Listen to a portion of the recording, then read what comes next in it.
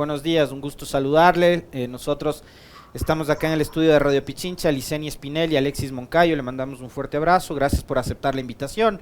Coméntenos un poquito cómo fueron los inicios de Neisy. ¿Cómo fue que usted empezó a entrenarla? ¿Cómo fue ese encuentro? ¿Y cuáles fueron las aptitudes que ustedes como equipo entrenador encontraron en ella? Buenos días. Buenos días, muchas gracias por la invitación. Siempre es un gusto poder estar en un medio tan prestigioso como el de ustedes.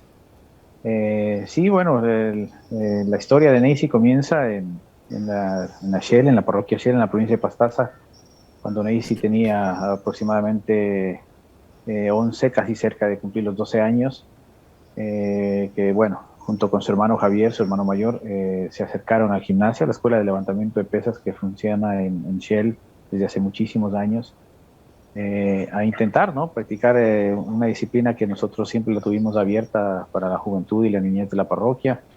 Y bueno, es así que fue Javier, su hermano, el que comenzó primero el levantamiento de pesas y más o menos alrededor de la primera semana que Javier entrenó, a la segunda semana apareció con Neisy, con su hermana menor, al gimnasio. Y bueno, así empezó ella, como todo niño, ¿no? Con mucha curiosidad de saber qué es este deporte, de experimentar, de intentar algo diferente. Y bueno, al principio le gustó, sin duda, yo creo a Neisy levantar pesas, pero bueno, tuvo que un poquito desde ese momento batallar un poquito con los prejuicios de la sociedad, ¿no? Que comenzaron a decirle que se va a hacer como hombre, que va a estar puro músculo y que se va a hacer pequeña, que no va a crecer. Es así que bueno, desapareció del gimnasio, no quiso volver más después de unos días de entrenamiento y Javier, el hermano, nos supo manifestar que no quería entrenar porque le habían dicho que se iba a hacer como hombre y fea y un montón de cosas, ¿no? Entonces tomamos la determinación con Mayra, que era la entrenadora que trabajaba conmigo en ese tiempo y hacíamos equipo técnico ahí, irle a buscar, ir a su casa y hablar con ella. Mayra habló, conversó y le convencimos de que vuelva al gimnasio. Entonces, a partir de ahí, bueno, hicimos unas dos, tres estrategias más para enamorarle, para que se emocione en el levantamiento de pesas, que fueron suficientes, yo creo, para que ella, después de muy poco tiempo, creo que los 6, 7 meses, de ella ganó su primer campeonato nacional sub-13. Y bueno, es cuando ya ella prácticamente comprendió, ¿no? El talento que tenía para el deporte, la capacidad que tenía y bueno, también el haberle podido de una u otra forma albergar en mi casa ayuda un montón porque eh, ella venía de un estrato social muy bajo, muy bajo realmente. Eran 6 hermanos que a veces no tenían ni siquiera los suficientes alimentos para el día. Entonces, poderle haberle llevado a ella a mi casa junto con su hermano mayor y darles una vida más cómoda, más digna realmente para ellos, y eso influyó muchísimo para que ella pueda pensar en seguir entrenando y en tener esa tranquilidad para estudiar, o sea, vivir una vida normal de un niño realmente, ¿no? Eh, en ese tiempo. Entonces, eso hizo que, bueno, ella se enamore del deporte, que se quede en mi casa casi como 7 años viviendo. Entonces, y de ahí, bueno, de todo ese proceso, de todo el trabajo, sale el producto de que ella conquiste 7 títulos mundiales, tanto en categoría sub-17 como sub-20, gane Juegos Panamericanos, sea múltiple campeón sudamericana y panamericana en todas las categorías y edades por las que ya pasó. Walter, buenos días, le saluda Licenia Espinel. Usted ha hecho una serie de denuncias sobre irregularidades en todo este manejo del Comité Olímpico, de la falta de apoyo que ha tenido Neisy y, bueno, en general muchos deportistas. ¿Por qué cree usted que no lo llevaron? Dicen, por ahí hay voces que dicen que no era necesario que usted esté con ella porque estaba el otro entrenador ruso. Usted dice que sí debía haber estado allí porque usted la ha venido trabajando con ella, como lo acaba de mencionar, desde muy pequeña y necesitaba estar allá. ¿Cómo se organizan estos viajes? ¿Por qué cree que usted no pudo ir?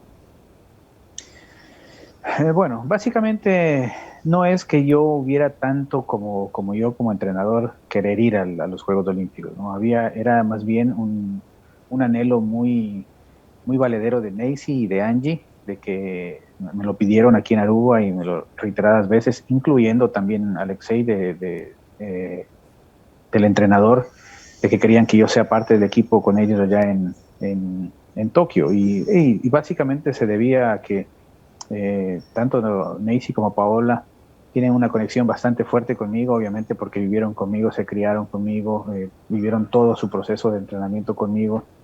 Y hay aspectos en los que, por ejemplo, Alexis, por su misma forma de ser, por su severidad, porque es un entrenador ruso, de una cultura bastante diferente a la nuestra, ¿no? Hay partes donde Alexis tal vez, no quiero decir que no tiene el tino, pero es muy frío, ¿no? Como un ruso, como es la personalidad de ellos, ¿no? Y hay partes donde yo he podido entrar en aspectos donde he podido trabajar con ellas de manera más fácil. Incluso Alexis siempre me decía, por favor, habla tú con ellas, Walter, diles, o sea, estamos fallando en esto, tú diles, tú trata de hacerles entender y cosas así. Entonces, siempre hicimos un trabajo en equipo muy, muy bonito, muy interesante. Y obviamente ellas también, en ese aspecto de que Alexis también es muy frío, es muy serio. Yo soy más eufórico, yo soy más latino, ¿no? Entonces,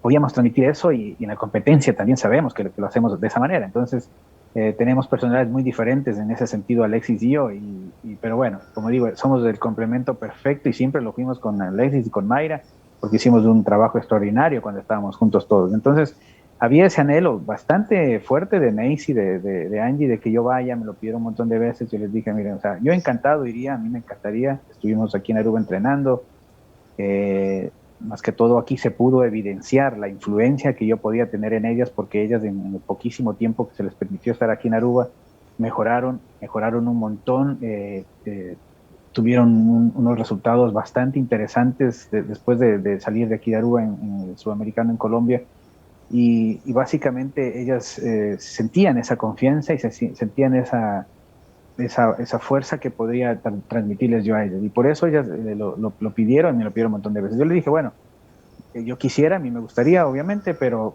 ustedes saben cómo es el Comité Olímpico. Yo le dije muy frontal a Nancy, tú sabes cómo es el Comité Olímpico, tú sabes que Zambrano ni loco me va a querer ver allá en Tokio a mí. Y obviamente sí molesta un poco porque hasta cierto punto el presidente del Comité Olímpico jugó un poco con esto de la ida a Tokio con Macy, ¿no? Y le dijo, bueno, si compites bien en el Panamericano, vamos a ver qué pasa. Podría ser. Macy compitió en el Panamericano, lo ganó. Bueno, si en el Sudamericano compites bien y según como te va en Aruba, vamos a ver qué hacemos. O sea, siempre estuvieron dándole largas al asunto, ilusionándole a la Macy de que yo iba a poderle acompañar, pero dependiendo de esto, dependiendo qué hagas, o sea, siempre en esa modalidad que es muy típica de tanto la ecuatoriana como el Comité Olímpico. Entonces ya llegó el momento en que la Nancy dijo, no, Walter sabe que me dijo ahora el Morán, el presidente Morán, que no se puede, que allá a Tokio no puede viajar nadie que no sea delegación, o sea, y bueno, yo dije, bueno, está bien, Nancy, no hay problema, no te preocupes de eso, ustedes vayan con la misma gana, con todo lo que tienen que hacer. Pero ahora ya a la posterior sí molesta un poco, sí incomoda porque vemos denuncias de otros deportistas, de otras disciplinas y de gente que subió fotos de personas que están en los Juegos Olímpicos que no tienen nada que ver, que no tenían nada que hacer ahí y que es muy triste, ¿no? Porque, claro, como pasa siempre en nuestro país, más importancia le dan a cualquier otra cosa que sea y no al deportista. O sea, el deportista es la última rueda del coche por lo general.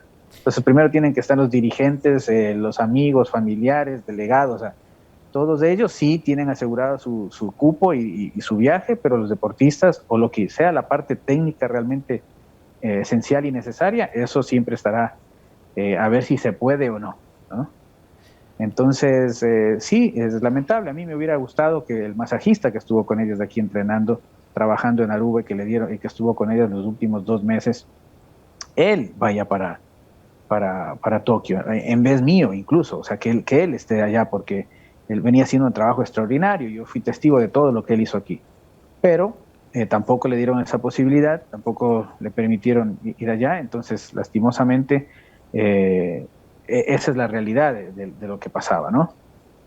Más allá de los problemas que usted los ha relatado bastante bien, Walter, que hay alrededor de la organización y del Comité Olímpico Ecuatoriano, de cómo se manejan además de estos temas de las maletas viajeras y demás.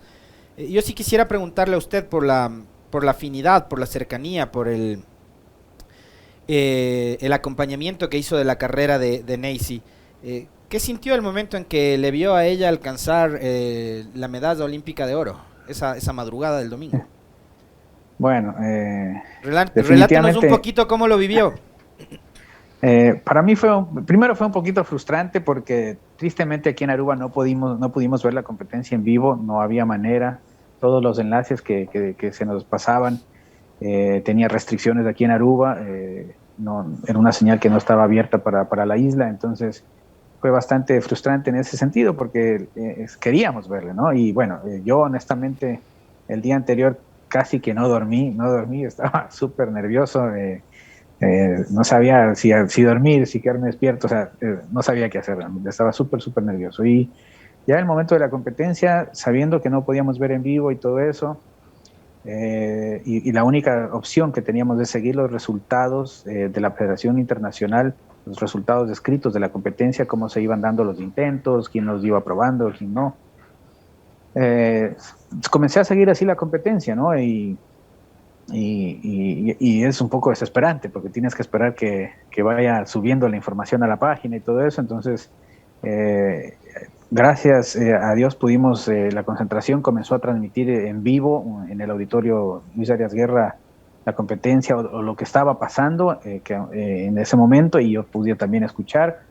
Entonces ahí entre todo eso estuvimos ahí, ¿no? A la expectativa de lo que iba pasando. Y bueno, después del arranque yo sentí un alivio enorme, dije, bueno, hizo un tremendo arranque, no pude ver los movimientos, pero los resultados así lo reflejaban, un arranque perfecto, 3 pruebas válidas y sobre todo sacó una ventaja muy considerable a las rivales, que eso era lo más importante, ¿no? Sacarle la mayor cantidad de kilos al segundo y al tercer lugar. Bueno, de ahí venía el envión, donde obviamente sí, estratégicamente creo que fue la más correcta la que hicieron los técnicos en ese momento. Ahí sí salió a asegurar su primer movimiento, con el que ya automáticamente ya era merecedora de la medalla de bronce. Y luego con el segundo intento de los 140 kilos, que prácticamente ya era el oro en los Juegos, en estos Juegos Olímpicos, ¿no? A pesar de que las otras deportistas tenían la opción de todavía intentar un intento más, pero ya en esto de nuestro deporte, que es un deporte de marcas, no se pueden dar sorpresas, no podía pasar que ese día, por ejemplo, la americana pidió, me parece que 10 kilos más para el tercer intento, y que ese día le iban a salir 10 kilos más, o sea, que iba a haber un golpe de suerte. No se da así en el deporte, y en nuestro deporte mucho menos. Entonces ya sabíamos que eso estaba muy por arriba de su mejor resultado, que era imposible que lo pueda lograr. Entonces, bueno, ahí ya fue que comenzamos a festejar, a disfrutar de lo que estábamos haciendo, a llorar, porque para nosotros, especialmente para mí, fue un sueño, ¿no? Un sueño cumplido, un sueño que con Neisy lo hablamos muchísimas veces lo visualizamos, lo imaginamos, hablábamos del tema con Neisy, y como dije en algún momento también, a veces incluso creo que era yo más el que le metía a la Neisy en la cabeza de que ella puede ser una medallista olímpica, ¿no? Porque en todos esos momentos de crisis que muchas veces pasamos por todas estas cosas, irregularidades y todas estas trabas que le pusieron a la Neisy a veces decía, ya, por último, o sea, ya esto de la medalla me tiene cansado, o sea, o de los Juegos Olímpicos, o sea, porque había esa inconformidad, esa molestia de Neisy de que no se le dejó nunca trabajar tranquila, o sea,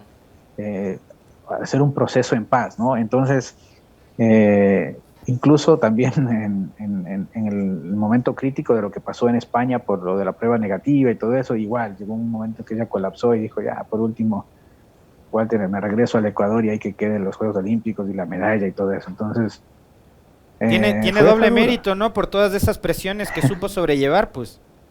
Es como yo digo, la Neisy tuvo 2 batallas muy grandes. La una, que fue la batalla deportiva el día de los Juegos Olímpicos de la medalla, y una batalla que fue para mí la más dura, que fue batallar por tantos años con una dirigencia, con adversidades, con tantas complicaciones, con la vida, que a ella le tocó vivir momentos muy durísimos en su vida por la pérdida de su mamá, de su hermano, o sea, un montón de cosas que esas para mí fueron las batallas más fuertes que ella pudo superar, vencer, porque en definitiva los Juegos Olímpicos, la competencia fue una batalla, pero fue una batalla para la que ella fue siempre preparada, con las mejores armas, que fue la disciplina, la constancia del entrenamiento de muchos años.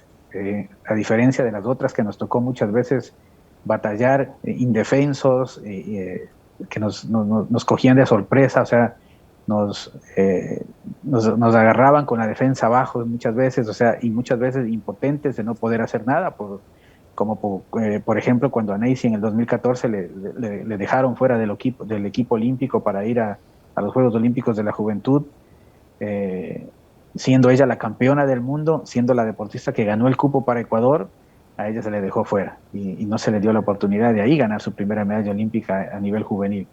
Y así, habían cosas que realmente eran duras, pero a mí lo que más me gusta resaltar de Neisy es que la perseverancia que ella ha tenido, ese deseo, cuando ella ya entendió y se metió en la cabeza y captó el mensaje mío de que ella podía ser medallista olímpica,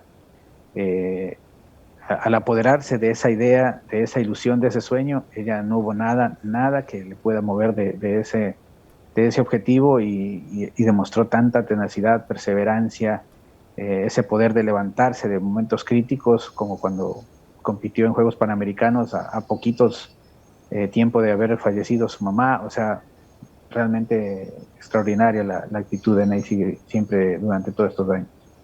Walter, después de todas estas batallas que le ha tocado librar a Neisy, ¿qué cambios cree usted que se deben implementar ahora para que que ella misma y otros atletas, otros deportistas ecuatorianos no tengan que pasar por esta serie de dificultades y obstáculos que desde una dirigencia que no entiende el concepto del por qué está allí, le pone ese tipo de trabas a los deportistas? ¿Qué cambios se deben hacer a nivel de federaciones, a nivel del Ministerio del Deporte, a nivel del Comité Olímpico? ¿Qué cambios se podrían hacer a su criterio para que nuestros deportistas tengan más facilidad para hacer lo suyo? Bueno, básicamente a mí me parece que la realidad del deporte es en general, en la gran mayoría de las federaciones nacionales, yo creería que a lo mejor sí hay algunas que lo están haciendo bien, pero creo que hay una gran mayoría, porque es lo tradicional en Ecuador, es lo típico, de tener dirigentes primero por muchísimos años que no quieren salir de ahí, como vulgarmente decimos, no quieren soltar la teta de la federación. Tenemos un presidente en la Federación Ecuatoriana que ha sido muy claro y ha dicho que él de ahí nunca va a salir porque eso a él le gusta y él morirá ahí en la federación, o sea, casi que se cree dueño de levantamiento de pesas en el Ecuador. Y para mí el cambio que debería haber es buscar una forma, buscar una modificación a la ley del deporte o una modificación a las normas que permitan, por ejemplo, elegir a un presidente de una federación.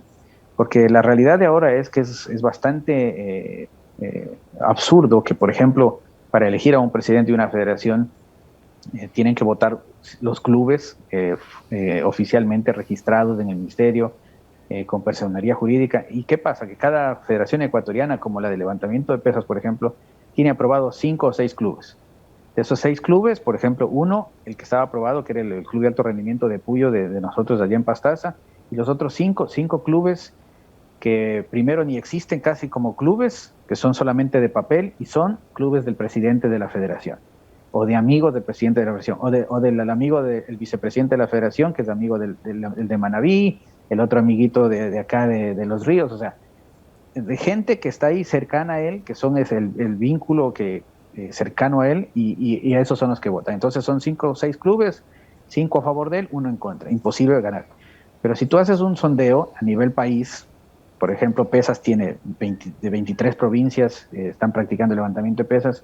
De esas 23, yo estoy seguro que posiblemente al presidente le apoyarán Guayas, Manabí, a lo mejor Los Ríos, y las otras 20 provincias somos gente que no le podemos ni ver al presidente. O sea, que sabemos de todas las injusticias, porque todas las provincias han sido perjudicadas, sus atletas, no de ahora, de hace muchos años. Hay que tener claro que el presidente de la Federación Ecuatoriana de levantamiento de pesas, fue electo la primera vez en 1997.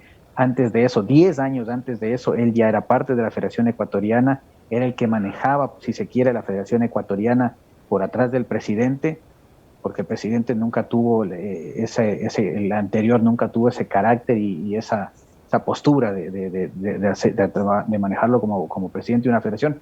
Entonces, él ha manejado la federación por más de 30 años.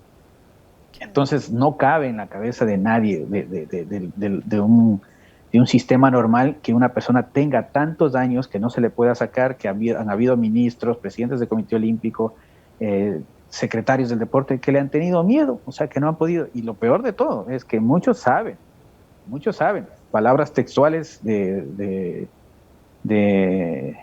presidente del Comité Olímpico, Morán, de la ex secretaria del deporte, Sotomayor, en reuniones que me las decían a mí, textuales: nosotros sabemos lo que es Zambrano, nosotros sabemos todo lo que ha hecho, sabemos que es una persona sin principios, o sea, pero nunca hicieron nada, o sea, es el terror del Ecuador.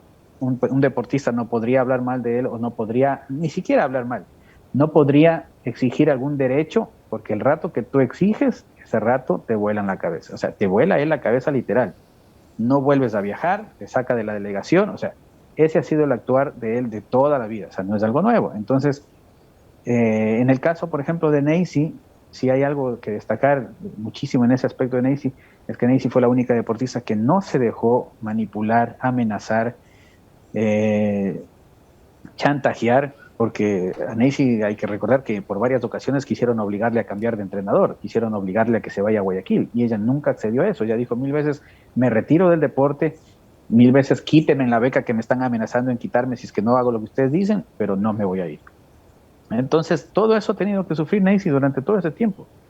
Y realmente, si nosotros queremos cambiar el deporte, tenemos que aprovechar ahora el momento, tenemos que pedirle al ministro del Deporte, a la Asamblea Nacional, que se haga una reforma de ley y que, por ejemplo, para elegir un presidente, podamos todas las provincias del país votar, que todos tengan acceso y derecho a votar, no solo por haber apobrado un club o lo que sea, sino a través a lo mejor de una federación deportiva provincial o algo así, pero que se puedan elegir los presidentes de acuerdo al criterio de todo un país, no de 2 o 3 clubes, y que por lo general son los clubes que pertenecen al mismo presidente de la federación. Y que sé que no pasa solo en pesas, pasa en muchas federaciones ecuatorianas.